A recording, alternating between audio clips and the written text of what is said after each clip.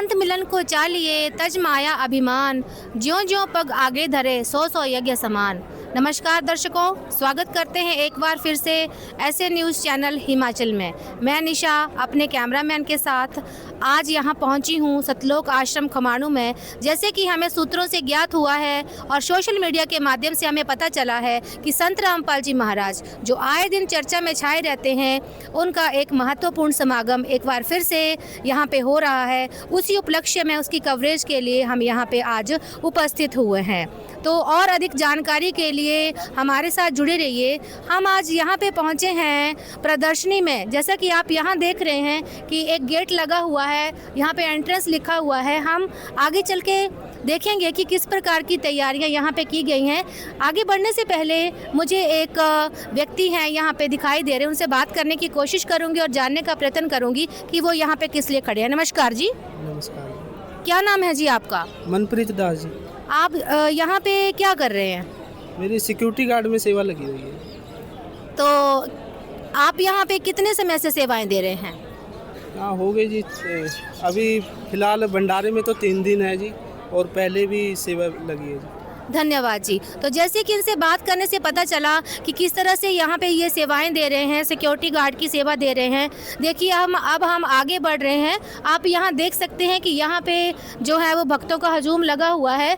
मैं अपने कैमरामैन से गुजारिश करूँगी कि यहाँ देखिए एक पिक्चर लगी हुई है, उसमें उसको दिखाने का प्रयत्न करेंगे। एक कटआउट लगा हुआ है, उसको कवर अप करने की कोशिश करेंगे कि ये किसका कटआउट, जो हम बोल सकते हैं कि किसका जो है वो कटआउट है। तो एक बालक दिखाई दे रहे हैं, ये कौन है और ये क्या कर रहे हैं और ये क्यों इतनी सारी तैयारियां की गई हैं, क्यों यहाँ पे इतने सारे फोटोग्राफ्स जो हैं वो लगाए गए हैं, इतनी सारी तैयारी यहाँ पे क्यों गई है, इस सब की जानकारी के लिए हम जो है आगे बढ़ेंगे। और यहाँ पे कुछ लोग दिखाई दे रहे हैं, जैसे कि कैमरामैन दिखाने की कोशिश करें कि यहाँ पे बहुत सारे भक्तजन जिनको बोल सकते हैं वो दिखाई दे रहे हैं। तो हम उनसे बात करने की कोशिश करेंगे और जानने का प्रयत्न करेंगे कि वो क्या कर रहे हैं यहाँ पर।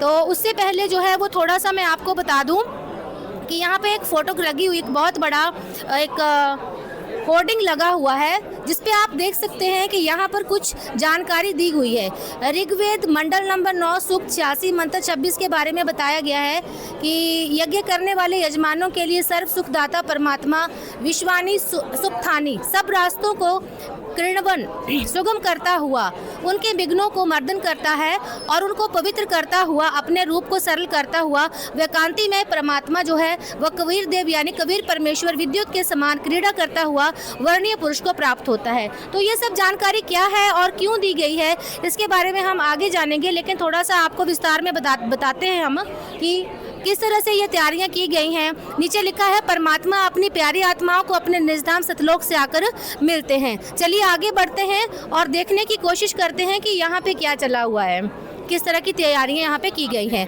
आप यहाँ पे अगर देखें तो यहाँ पे जो है कटआउट लगे हुए हैं। ये किस चीज़ के कटआउट हैं? तो यहाँ पे जैसे जानकारी दी गई है कि पालियों के माध्यम से गाय चराने आए 10 वर्षीय बालक गरीबदास जी से परमेश्वर कबीर जी जो थे वो जिंदा महात्मा के रूप में मिले हैं। तो यहाँ पर जो कबीर परमेश्वर का एक स्वरूप बनाया गया है और यहाँ पे कुछ पाली खड़े हैं, उनसे बातचीत कर रहे हैं। गरीबदास जी महाराज जी एक छोटे से बालक के रूप में यहाँ दिखाई दे रहे हैं। जैसे कि यहाँ जानकारी दी गई है, उसी के आधार पर हम आपको ये जानकारी दे रहे हैं। हम थोड़ा सा और आगे बढ़ेंगे और जानने की कोशिश करेंगे कि आगे वाले कटआउट में क्या जानकारी दी हुई है। इस कटआउट में हम देखेंगे कि क्या जानकारी दी गई है, तो इसके बारे में हम जानने की कोशिश करेंगे। देखिए यहाँ पे लिखा है कि जिंदा रूप में परमेश्वर कबीर साहिब जी जो थे वो उनके आशीर्वाद से बच्चियों द्वारा दूध का घड़ा भर गया था। ये कुंवारी गाय के दूध से जो है वो ये मिट्टी का बर्तन नीचे रखा हुआ है। गरीबदास जी महाराज जी जैसे यहाँ जानकारी दी गई है वो वहाँ बैठे हुए हैं और बच्चिया के थनों से जो है वो दूध निकल रहा है। तो इस प्रकार की जानकारी जो है यहाँ पर दी गई है। थोड़ा सा और आगे बढ़ेंगे और जानकारी लेते हैं इस बारे में। आगे जो है एक और चीज़ तैयार की गई है और कटआउट लगाए गए हैं। तो मैं कैमरामैन से गुजारिश करूंगी कि इनको भी दिखाने की कोशिश करें कि परमेश्वर कबीर साहिब जी जिंदा बाबा के रूप में कुंवारी गाय का दूध पीते हुए थे और साथ में खड़े बालक गरीबदास जी महाराज जी यहाँ पर परमात्मा के आगे खड़े हैं। तो वो परमात्मा से आगे क्यों खड़े हैं और क्या कर रहे हैं, आगे और अधिक जानकारी जो है यहाँ पे हम लेंगे। जब परमात्मा जिंदा बाबा के रूप में संत गरीबदास जी महाराज जी को मिले और वो कुंवारी गाय का दूध परमात्मा ने पहले पिया, तो उसके बाद गरीबदास जी महाराज जी ने परमात्मा के आगे हाथ जोड़कर प्रार्थना की कि परमात्मा अपना प्रसाद थोड़ा सा मुझे गरीब को भी दे दो। तो परमात्मा ने जो एक अमृत दूध पिया था उसको गरीबदास जी जो बालक के रूप में थे उनको भी अमृत प्रसाद दिया था। थोड़ा सा और आगे बढ़ने की कोशिश करेंगे और जानकारी लेते हैं कि अब जब उन्होंने कुंवारी गाय का दूध पिया उसके बाद जिंदा महात्मा के रूप में जो कबीर परमेश्वर खड़े थे 10 वर्ष के बालक के रूप में, उन्होंने गरीबदास जी महाराज जी को नाम दीक्षा दी।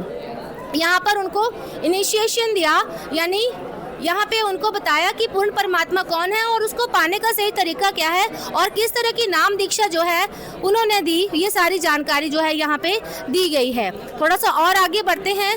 जब परमात्मा कबीर साहिब जिंदा महात्मा के रूप में संत गरीबदास जी महाराज जी को मिले तो उसके बाद क्या हुआ कि संत गरीबदास जी महाराज ने परमात्मा के आगे अर्ज की कि परमात्मा मुझे सतलोक देखना है। तो परमात्मा उनको जो है वो सतलोक ले गए और जिंदा महात्मा रूपी जो कबीर परमेश्वर जी थे वो गरीबदास जी महाराज जी को लेके जा रहे थे। तो वो धर्मराय के दरबार में पहुंचे और वहां पे जब वो पहुंचे तो धर्मराय भी एक साइड अपने सिंहासन से उतरकर खड़ा हो गया और परमात्मा के आगे हाथ जोड़कर वो विनती करने लगा। परमात्मा के आगे वो नतमस्तक हुआ। इस प्रकार की जानकारी यहाँ पे दी गई है। आगे हम थोड़ा सा और आगे बढ़ेंगे तो यहाँ आप देखेंगे कि जिंदा महात्मा के रूप में कबीर परमेश्वर जी गरीबदास जी महाराज जी के कर्मों का लेखा फाड़ रहे हैं। जैसा कि यहाँ पे आप इस कटआउट में देख सकते हैं कि परमात्मा के हाथ में जो है वो जीवों के कर्मों का लेखा जोखा रखने वाली जो एक किताब है वो है। तो परमात्मा वहाँ से गरीबदास जी महाराज जी के कर्मों के लेख को वो फाड़ देते हैं। तो जैसा कि बताया गया है इस कटआउट में ये सारी जानकारी यहाँ पे दी गई है। थोड़ा सा और आगे बढ़ेंगे और जानने की कोशिश करेंगे। मैं अपने कैमरामैन से गुजारिश करूँगी कि यहाँ का एक बहुत सुंदर दृश्य दिखाया गया है। यहाँ पे परमात्मा जिनको हम कबीर परमेश्वर बोलते हैं वो सतलोक के सिंहासन पर विराजमान है। जैसा यहाँ पे जानकारी दी गई है कि सतलोक में परमात्मा सिंहासन पर विराजमान कबीर परमेश्वर, हम आपको दिखाने की कोशिश करेंगे किस तरह से परमात्मा जो है सतलोक के सिंहासन पर बैठे हुए हैं और जो धरती पर गरीबदास जी महाराज जी को जिंदा महात्मा के रूप में जो परमेश्वर मिले थे वो सतलोक में जाकर खड़े हो जाते हैं और सिंहासन पर बैठे हुए परमेश्वर के ऊपर चंवर करने लगते हैं। तो ये सारी चीज़ें यहाँ पे दिखाई गई हैं और दूसरी साइड गरीबदास जी महाराज जी खड़े हो जाते हैं। वो यहाँ आगे बढ़ते हैं और जानकारी लेने की कोशिश करते हैं कि इस दृश्य में किस तरह से जो जिंदा महात्मा के रूप में गए हुए परमात्मा थे वो सतलोक के सिंहासन पर बैठ जाते हैं और जो सतलोक पे बैठे हुए परमात्मा के स्वरूप के थे वो खड़े होकर जिंदा महात्मा के रूप पर चांबर करने लग पड़ते हैं। इस दृश्य में ये दिखाया गया है और गरीबदास जी महाराज जी आश्चर्यचकित होकर ये सारे दृश्य देख रहे थे। थोड़ा सा आगे बढ़ने की कोशिश करते हैं और जानने का प्रयत्न करेंगे कि किस प्रकार की जानकारी जो है यहाँ पर दी गई है। यहाँ पर आप देखेंगे कि यहाँ पे परमात्मा जो जिंदा महात्मा के रूप में सतलोक के सिंहासन पर बैठे हुए हैं सिर्फ वही रह जाते हैं, यानी जो स्वरूप परमात्मा का पहले सिंहासन पर विराजमान था वो परमात्मा में मिलकर एक हो जाते हैं। और आप अगर देखेंगे तो चंवर अपने आप यहाँ पे होने लग रहा है। तो गरीबदास जी महाराज जी जो थे वो इस दृश्य को देखकर बहुत ज़्यादा हैरान थे। ये सारी जानकारी इस दृश्य में दी गई है। थोड़ा सा आगे और बढ़ेंगे और मैं अपने कैमरामैन से गुजारिश करूंगी कि इस दृश्य को दिखाने का प्रयत्न करें और बताने की कोशिश करूंगी कि यहाँ पर क्या हो रहा है। तो बालक गरीबदास जी जो धरती पर तो इस दृश्य में आप देखेंगे कि किस तरह से जो है वो एक क्या कह सकते हैं उसको कि यहाँ पर शरीर को जलाने की तैयारियाँ जो हैं वो एक चिता तैयार की गई हो, यहाँ पर शरीर को जलाने की तैयारी है। जो गरीबदास जी महाराज जी की आत्मा थी, गरीबदास जी महाराज जी थे, उनको परमात्मा जो जिंदा महात्मा के रूप में धरती पर आए थे, वो उनके शरीर को लेकर सतलोक चले गए थे। बोलने का मतलब है शरीर तो यही रहा, लेकिन जो उसके अंदर जीव था, आत्मा थी, उसको लेके परमात्मा जो थे वो सतलोक में चले गए थे और जो शरीर था वो यहीं पर पड़ा हुआ था। तो गांव वालों ने सोचा, पालियों ने जब उनको मृत पाया और गरीबदास जी महाराज जी के माता पिता को जब सूचित किया तो सारे इकट्ठे हो गए कि गरीबदास जी महाराज जी जो थे वो मृत पड़े थे। और तब सभी ने तैयारियां की और उनके शरीर को जलाने के लिए चिता की तैयारी यहाँ पर की गई। साथ में आप देख सकते हैं कि किस तरह से गांव के लोग गरीबदास जी के पिताजी यहाँ पे खड़े हुए हैं और वो रो रहे हैं कि गरीबदास जी जो है अब जो है जीवित नहीं है, वो मृत हो गए हैं। उसके बाद नेक्स्ट इसमें चलेंगे और आपको दिखाने की कोशिश करेंगे कि किस तरह से यहाँ पर चमत्कार होता है। चमत्कार आप समझ सकते हैं कि जब परमात्मा ने संत गरीबदास जी के जीव को फिर से उनके शरीर में वापस भेजा तो वो चिता से उठ बैठे। इस दृश्य को देखकर गांव वाले और उनके पिताजी बहुत खुश हुए और वो देख रहे थे कि गरीबू जो मर गया था वो अब जिंदा हो गया है। आप देख रहे हैं कि चिता पर जो है वो गरीबदास जी महाराज जो बैठे हुए हैं वो जिंदा हो गए हैं। नेक्स्ट इसमें चलेंगे और आपको बताने की कोशिश करूंगी कि क्या यहाँ पे हो रहा है। एक दादूपंथी संत गोपाल दास जी थे।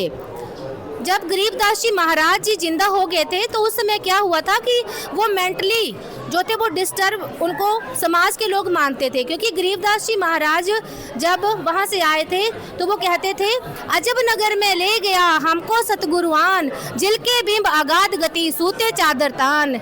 यानी परमात्मा मुझे अजब नगर में ले गया था, वहाँ किसी प्रकार की चिंता परेशानी कोई नहीं है। ये सारी चीज़ें जो थी वो बताया करते थे। इन चीज़ों को सुनकर जो समाज के लोग थे, बाकी लोग थे, वो ये मानते थे कि इनको कोई जो है वो मानसिक परेशानी हो गई है, कोई जादू टोना हो गया है। हर प्रकार के पंडितों से उनका इलाज करवाया गया, हर प्रकार के चेलों को बुलाया गया, लेकिन उनकी स्थिति को कोई नहीं समझ सकता था, क्योंकि वो स्वयं परमात्मा से मिलकर आए हुए थे। इसी बीच जब वो थोड़े बड़े हो गए तो एक दादूपंथी संत थे गोपाल दास जी, उनको बुलाया गया कि वो उनकी बीमारी को ठीक करेंगे, उनको समझाने की कोशिश करेंगे। लेकिन जब दादूपंथी गरीबदास जी महाराज जी से मिल रहे हैं, उनसे ज्ञान चर्चा करते हैं, तो नेक्स्ट इसमें स्लाइड में देखेंगे आगे क्या होता है। कैमरामैन से गुजारिश करूंगी कि आगे आएँ और दृश्य को दिखाएं। यहाँ पे जब गरीबदास जी महाराज जी दादूपंथी गोपाल दास जी महाराज जी से बातचीत करते हैं तो गरीबदास जी महाराज जी से अमृत वाणियाँ जब वो सुनते हैं तो वो यहाँ पे बोलते हैं कि हे परमात्मा, आप जो है वो कोई असाधारण बालक नहीं हो, आप खुद स्वयं परमात्मा का स्वरूप हो, खुद बंदी छोड़ हो, और जो भी अमृत वाणियाँ आप अपने मुख कमल से बोल रहे हैं कृपया मुझे उनको लिखवाने का प्रयत्न करें, मैं उनको लिखूंगा। वो उनके आगे प्रार्थना करते हैं।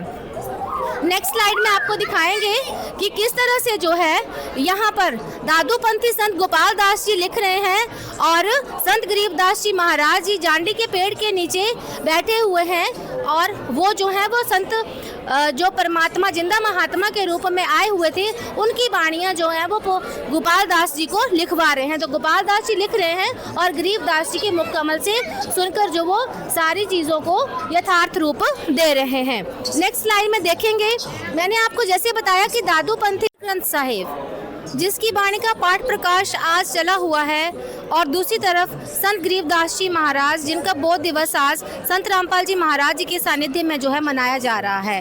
तो यहाँ पर किस तरह की गतिविधियाँ चल रही हैं हमने ये जानने की कोशिश की। जैसे कि मैंने आपको पहले भी बताया कि संत गरीबदास जी महाराज जी ने जो दादूपंथी गोपाल दास जी थे उनको सारी चीज़ें जो थी वो लिखवाई थी, तो वो सारी चीज़ें जो थी वो एक ग्रंथ के रूप में सामने आई थी और उसी ग्रंथ को जो है वो अमर ग्रंथ साहिब का नाम दिया गया है। उसी ग्रंथ की अखंड वाणी का पाठ जो है सतगुरु के मुख कमल से यहाँ पे हो रहा है। इस संबंध में मैंने आपको जानकारी दी। धन्यवाद।